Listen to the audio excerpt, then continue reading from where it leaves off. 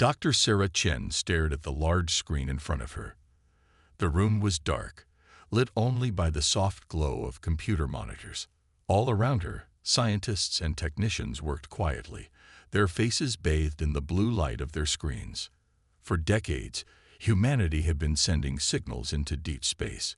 They had used radio waves, laser beams, and even encoded messages in powerful bursts of neutrinos. Yet the response had always been the same: silence. Sarah sighed and rubbed her tired eyes. She had been working at the SETI Institute for 15 years now, and every day felt like a mixture of hope and disappointment. They knew the universe was vast, filled with billions of galaxies and trillions of planets. It seemed impossible that Earth was the only place where life had evolved. "Any changes, Dr. Chen?" a voice asked from behind her. Sarah turned to see Dr. James Rodriguez, the head of the institute, walking towards her. His face looked as tired as she felt. "Nothing new, sir," Sarah replied, shaking her head. "Just the usual background noise." James nodded, his eyes scanning the large screen. "It's been 70 years since we sent out the first Arecibo message," he said softly. 70 years of silence. Suddenly, a young technician called out from across the room. "Dr. Chen, Dr. Rodriguez, I'm picking up something strange on the gamma-ray detectors." Sarah and James rushed over to the technician's station. On his screen, there was an unusual spike in the gamma-ray readings. "What is it?" James asked, leaning in for a closer look. Sarah studied the readings, her heart racing. It's not natural," she said after a moment. "The pattern is too regular, too artificial." The room fell silent as everyone realized what this could mean. After decades of searching, had they finally found evidence of alien life? For the next few hours, the entire team worked frantically to analyze the signal.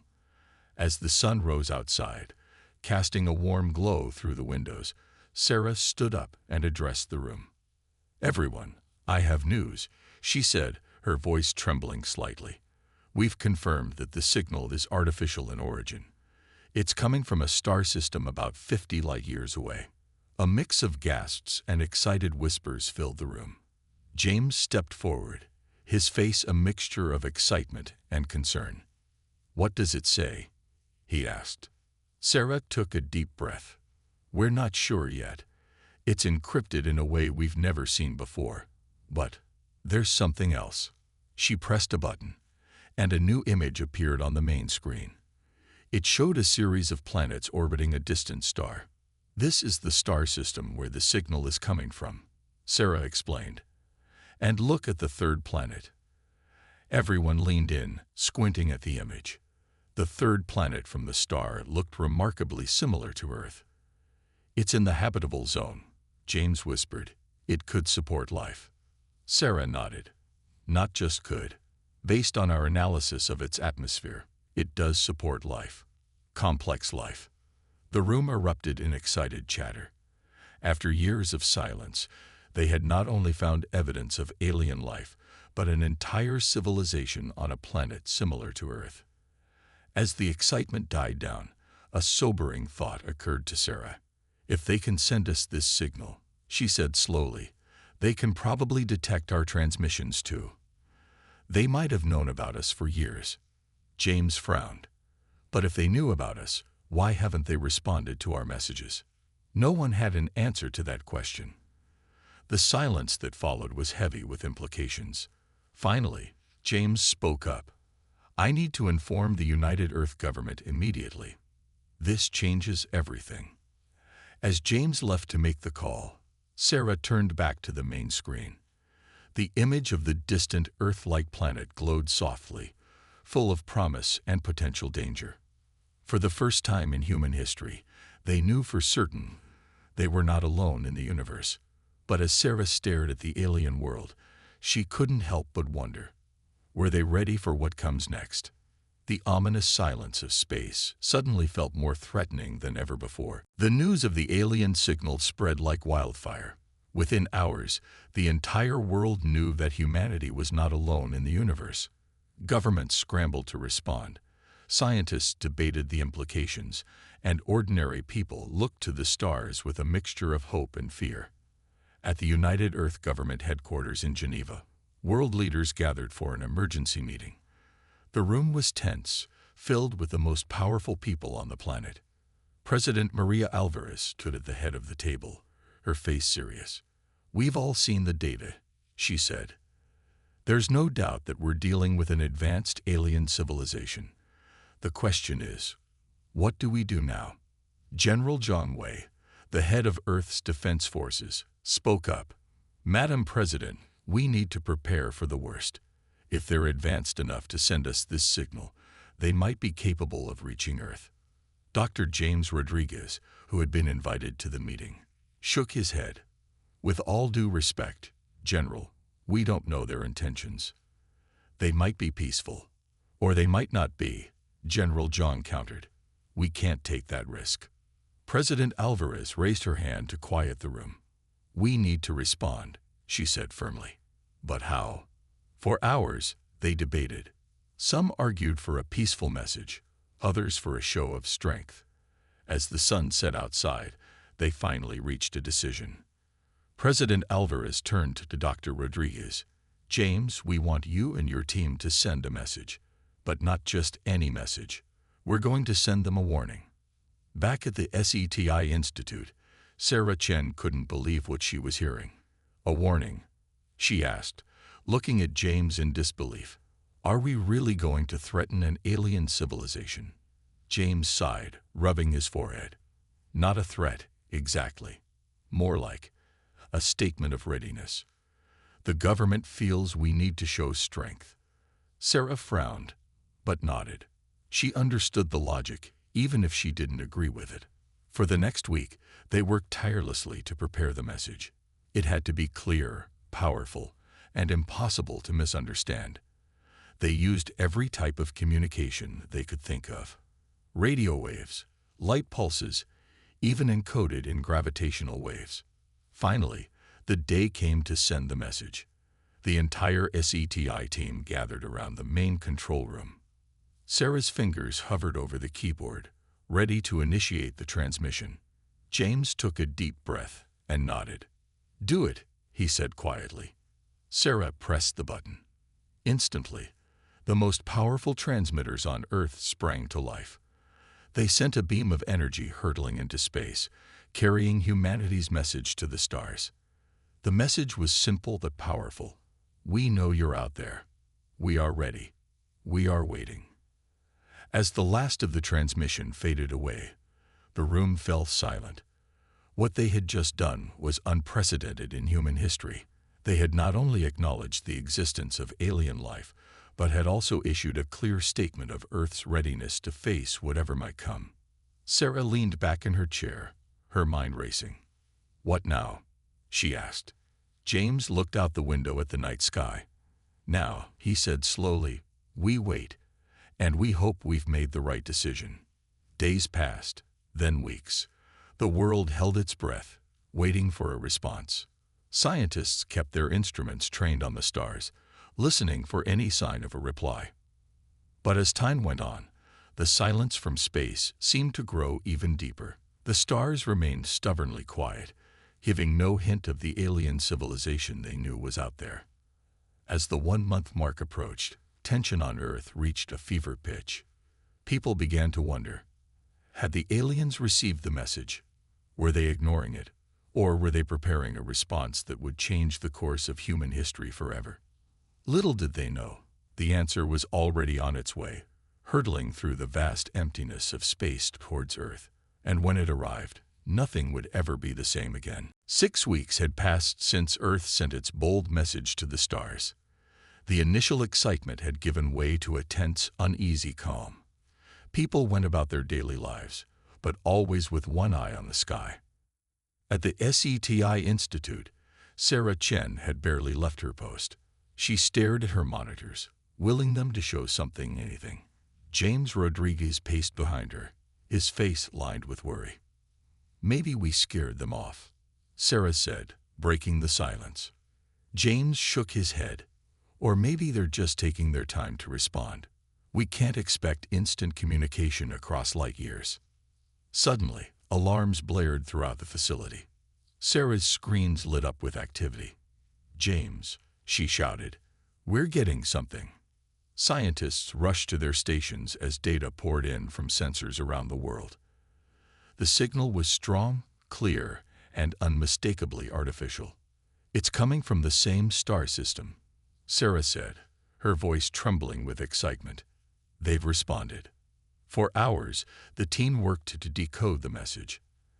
As the sun rose, casting long shadows across the room, Sarah stood up, her face pale. "We've translated it," she said softly. James leaned forward. "What does it say?" Sarah took a deep breath. "It says, 'Challenge accepted. We are coming.'" The room fell silent. The implications of those 5 words were enormous. Within hours, world leaders convened another emergency meeting. The atmosphere was tense, filled with a mixture of fear and determination. President Alvarez addressed the assembled leaders. "We've achieved what we set out to do. We've made contact. But now we face a new challenge. They're coming here." General Zhang stood up. "We need to mobilize immediately. Every nation, every resource. We must be ready for their arrival." Dr. Rodriguez, who had been invited again, spoke up. "But we don't know their intentions. 'We are coming' could mean anything." "Exactly," said General Zhang, "which is why we must prepare for the worst while hoping for the best." President Alvarez nodded. "Agreed. As of this moment, Earth is on high alert. We will face this challenge united." Over the next few weeks, the world changed. Governments poured resources into space defense systems. Scientists worked around the clock to develop new technologies. Military forces from around the world began joint training exercises. At the SETI Institute, Sarah and her team worked tirelessly to gather more information. They scanned the skies, looking for any sign of the approaching aliens. One evening, as Sarah was about to leave for a rare night of rest, her computer beeped. She rushed over, her heart pounding. "James," she called out, "you need to see this." On her screen was an image from one of Earth's deep space telescopes. It showed a group of objects moving at incredible speed towards the solar system. James stared at the screen, his face a mixture of awe and fear. "How many?" he asked quietly. Sarah zoomed in on the image. "At least a dozen large ships," she said, "and countless smaller ones. It's an armada." James reached for the phone. "I need to inform the president immediately." As James made the call, Sarah couldn't tear her eyes away from the image. The alien fleet was still far away, but at their current speed, they would reach Earth in a matter of months. For the first time, the true scale of what humanity faced became clear. This wasn't just about making contact or proving Earth's readiness. This was about survival. As the news spread, people around the world looked to the stars with new eyes. The twinkling lights that had once seemed so distant and harmless now held the promise of an uncertain future. Earth had sent out its warning, declaring its readiness. Now that readiness would be put to the ultimate test. The aliens were coming, and humanity would soon discover if it was truly prepared for what lay ahead. The countdown to first contact had begun. The world was a flurry of activity. With the alien fleet approaching, humanity had no time to waste. Every nation, every person, had a role to play in Earth's preparation for the impending arrival. At the United Earth Government headquarters, President Alvarez stood before a massive holographic display of Earth's defenses. General Zhang pointed to various locations around the globe. "We've upgraded our satellite defense network," he explained. "Any ship entering our atmosphere without authorization will be met with immediate resistance." President Alvarez nodded, her face grim. "And our ground defenses. We've distributed advanced weapon systems to strategic locations worldwide," General Zhang replied. "Our soldiers are training day and night with the new tech." Dr. James Rodriguez stepped forward, gesturing to another part of the display. "We've also made significant progress in communication technology," he said. We're better prepared to interpret and respond to any alien transmissions. As the leaders discussed strategy, Sarah Chen was hard at work at the newly established Alien Contact Center. The facility, built in record time, was a hub of scientific and military activity. Sarah's team had been expanded, now including linguists, physicists, and even science fiction writers brought in to think of every possible scenario. They worked tirelessly, analyzing every bit of data from the approaching fleet. Dr. Chen called out one of her team members. "We've detected some unusual energy readings from the alien ships." Sarah rushed over, her eyes widening as she saw the data.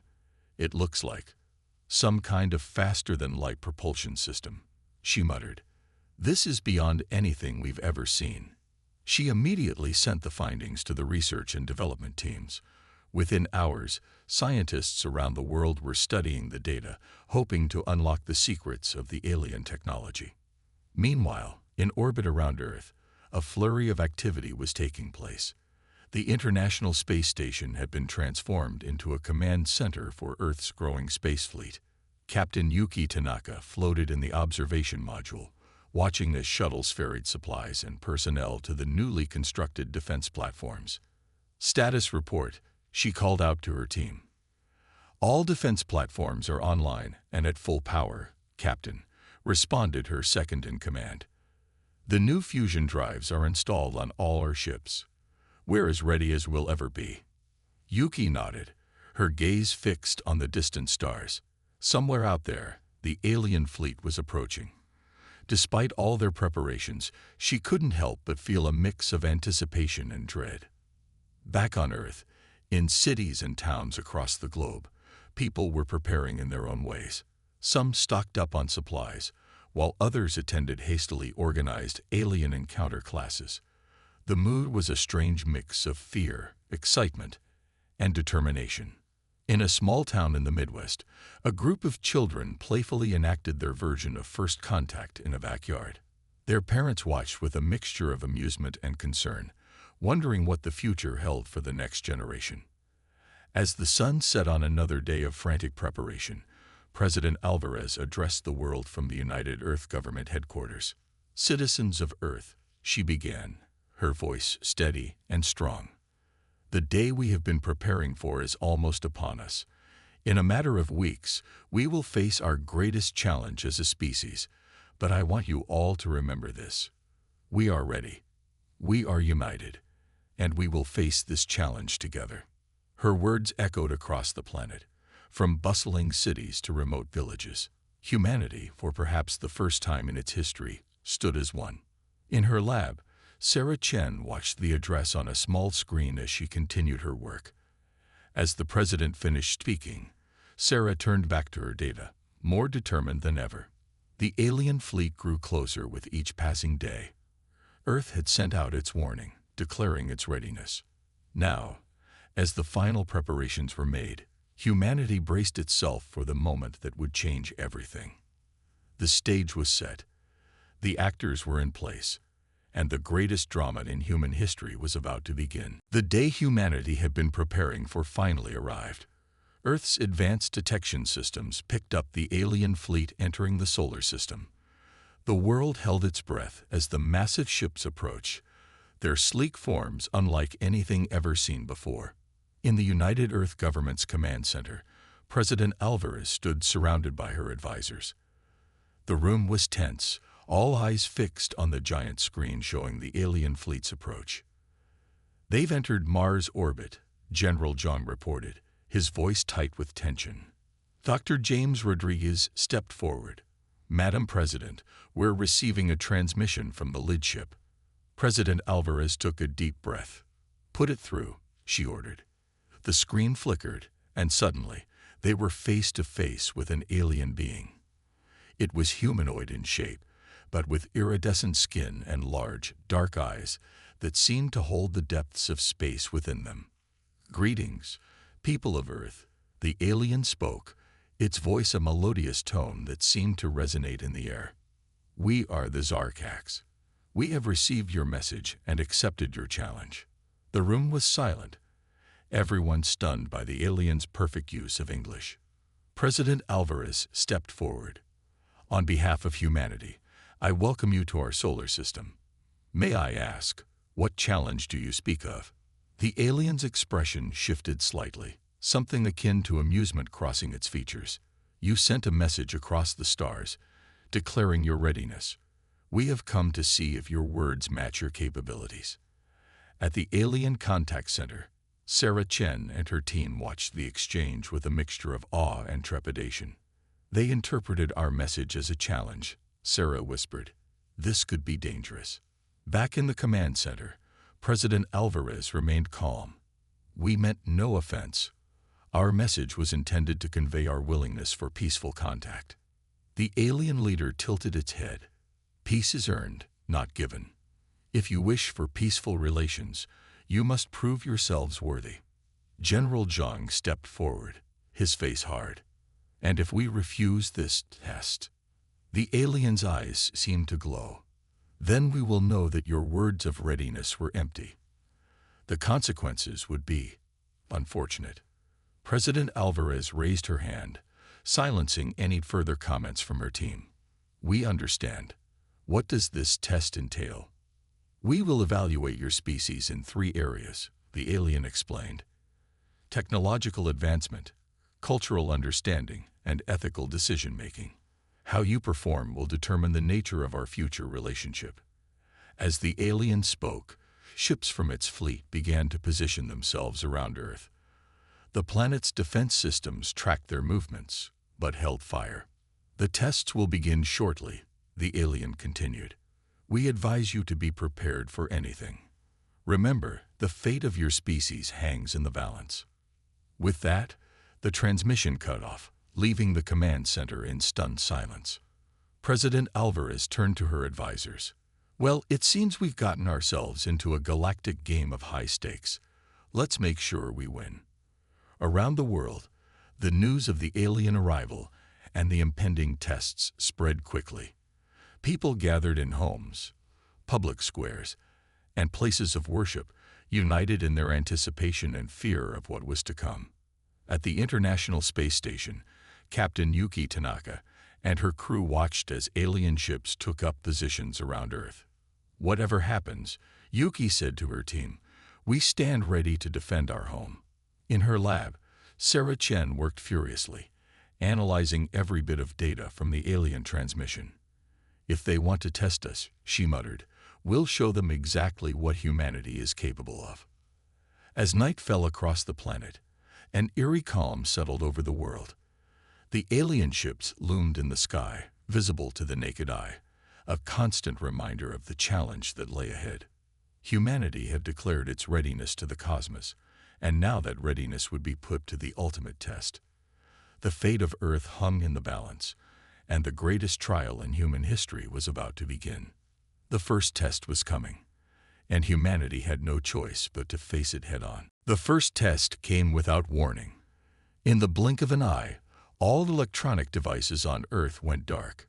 Computers shut down, phones died, and even the most advanced military equipment fell silent. In the United Earth Government's command center, now lit only by emergency lights, President Alvarez turned to her team. Status report, she demanded. General Zhang shook his head, frustration evident on his face. All our systems are down. We're blind and deaf. Dr. James Rodriguez stepped forward, his face illuminated by the soft glow of a battery-powered tablet. Not everything, he said. This device is still working. It seems to be receiving a signal from the alien ships. On the tablet's screen, a message appeared. Your first test begins now. Restore your global communications network within 24 hours. Your time starts now. Around the world, similar messages appeared on select devices, sparking a frenzy of activity. Scientists, engineers, and even amateur tech enthusiasts sprang into action, working to bring their technology back to life. At the Alien Contact Center, Sarah Chen led her team in a race against time. We need to understand how they shut down our systems, she said, her voice steady despite the chaos around her. Once we know that, we can work on countering it. Hours ticked by as humanity fought to recover. In cities, people came together, sharing information and resources. Rural communities relied on older, non-electronic technologies to stay connected.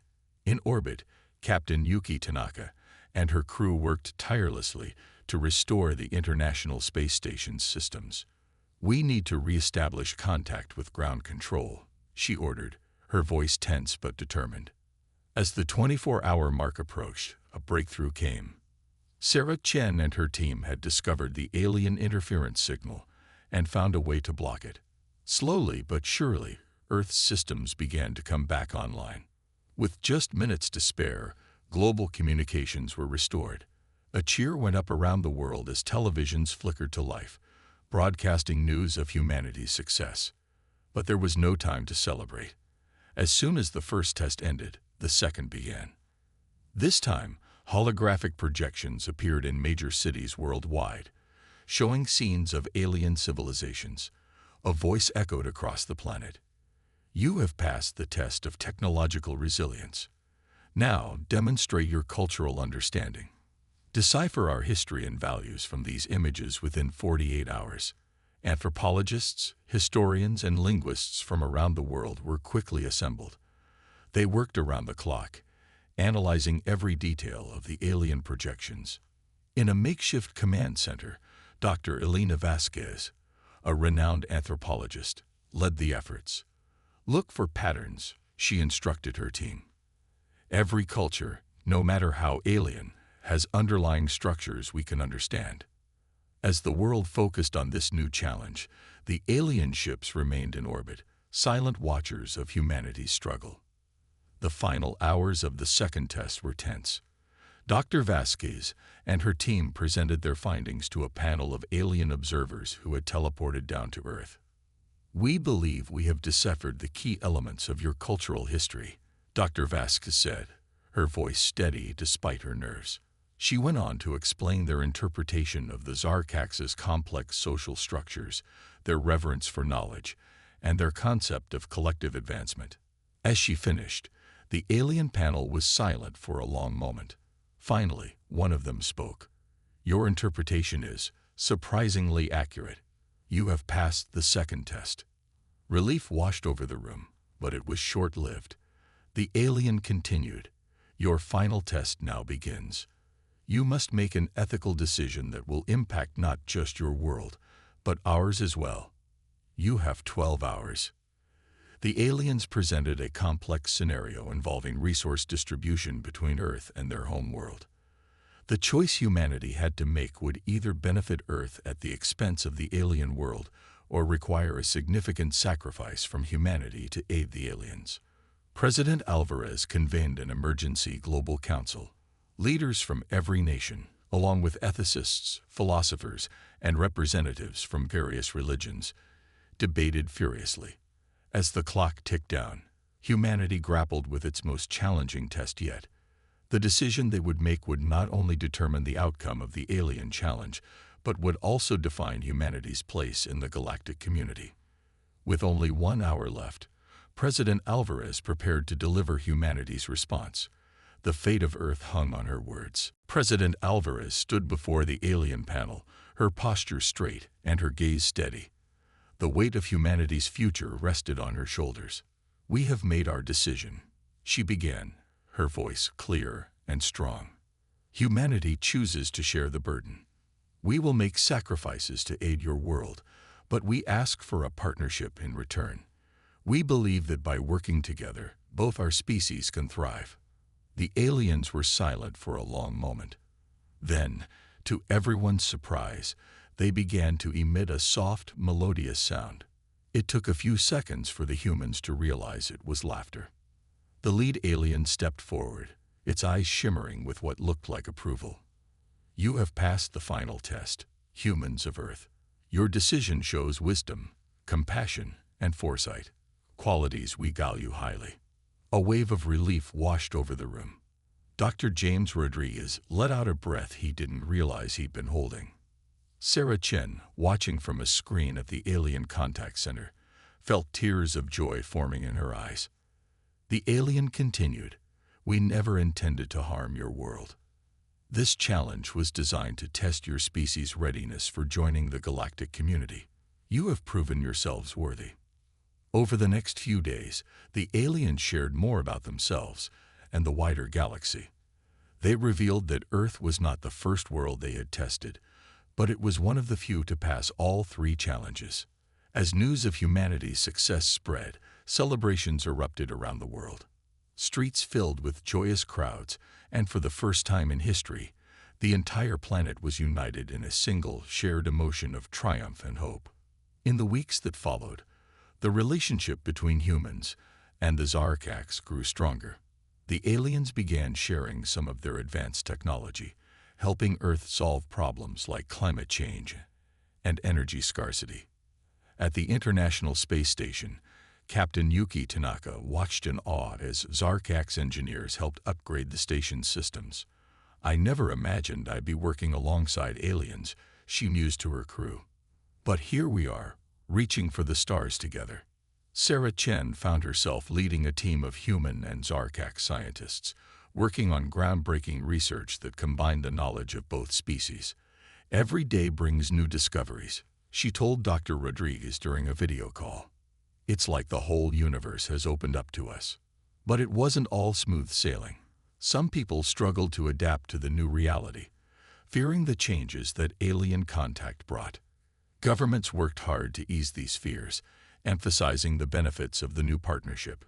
President Alvarez addressed these concerns in a global broadcast. "Change can be frightening," she acknowledged. "But remember, it was our adaptability, our willingness to face challenges, that brought us to this point. We sent a message to the stars declaring our readiness, and we proved that readiness when it mattered most." As the one-year anniversary of first contact approached, Earth had already changed dramatically. Cities now featured a mix of human and Zarkax architecture.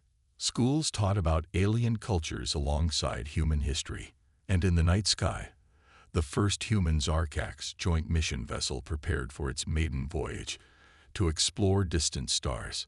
On the eve of the anniversary, a young girl named Ava looked up at the stars from her backyard. Her grandmother, who had lived through the entire event, sat beside her. "Grandma," Ava asked, her eyes wide with wonder, "do you think there are more aliens out there?"